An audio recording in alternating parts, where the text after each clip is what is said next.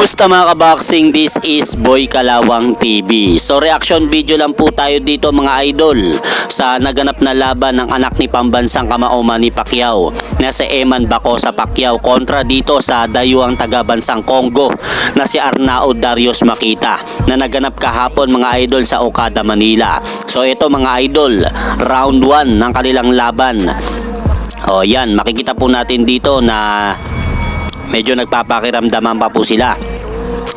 Pero makikita natin dito si Eman Bacosa na parang tipid na tipid nga pong bumato ng kombinasyon na suntok dito sa kanyang kalaban na si Makita. Yan o, makikita natin mga idol, medyo nilalaro. Yan o, medyo nilalaro pa ni Eman Bacosa itong taga-Congo na si Arnao Darius Makita. Pero hindi po tayo satisfied dito sa ipinakita. Wala pong bias ito mga idol. Hindi po tayo satisfied sa ipinapakitang performance ni Eman Bacosa dito. Dahil siya nga po yung lahat po ng advantage sa laban.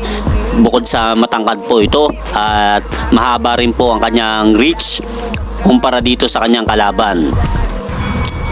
Kaya makikita natin dito na ayaw nga pong bumato ng mga kombinasyon na suntok itong si Eman Bacosa.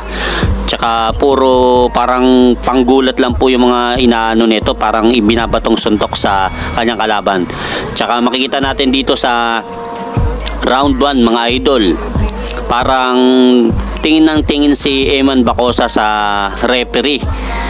So dapat hindi ganyan. Dahil professional boxing yung laban nila. Dapat intindihin niya yung kanyang kalaban. Yan o, dito o, nasusuntok si Eman Bacosa dito mga idol. Bumato naman siya na suntok pero parang takot na takot siya. Yun, natumba siya dito mga idol. O, makikita natin na natumba si Eman Bacosa sa round 1. Pero tinawagan lang po ng referee na nadulas lang po daw si Eman Bacosa. Pero makikita po natin na may komunekta nga pong suntok galing sa kalaban nito na si Arnao Darius Makita na body shot.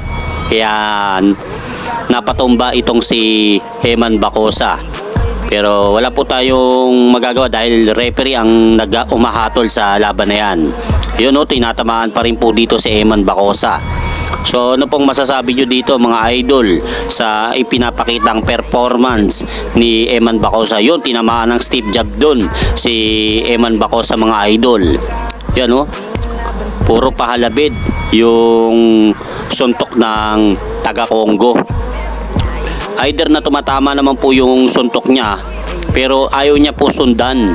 Tapos mahilig pa siyang iano yung kalaban niya. Tawag dun, sakalin. So hindi po pwede yung ganun. Pero kung sa ibang referee yun mga idol, kung world title yung paglalabanan, baka warningan si Eman Bacosa dun sa ginagawa niya sa kanyang kalaban. No? Tinatamaan pa rin po dito si Eman Bacosa. So ang pagkakamali nga po dito na nakikita natin mga idol sa laban ng anak ni pambansang kamao Manny Pacquiao, dapat intindihin niya yung kanyang kalaban, hindi siya umaasa. Ayun, makikita natin sa replay mga idol, umatras siya, yun, kumonekta yung kanang body shot ng taga-Congo.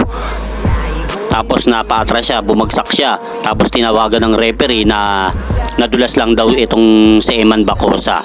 So kitang-kita po natin sa video mga idol ng malinaw na talagang may kumunektang suntok. Pero kung world title shot o world title fight yung laban nila, talagang bibilangan nga po ito ng referee. At hanggang dito na lang po muna ang aking update sa naganap na laban ng anak ni pambansang kamao Manny Pacquiao na si Eman Bacosa kontra sa boksengerong taga-Congo na si Arnao Darius Makita na ginanap kahapon sa Okada, Manila. At syempre mga idol, huwag nyo rin pong kalimutan, pakisuportahan nyo naman po muna ang ating munting channel. Maraming salamat po.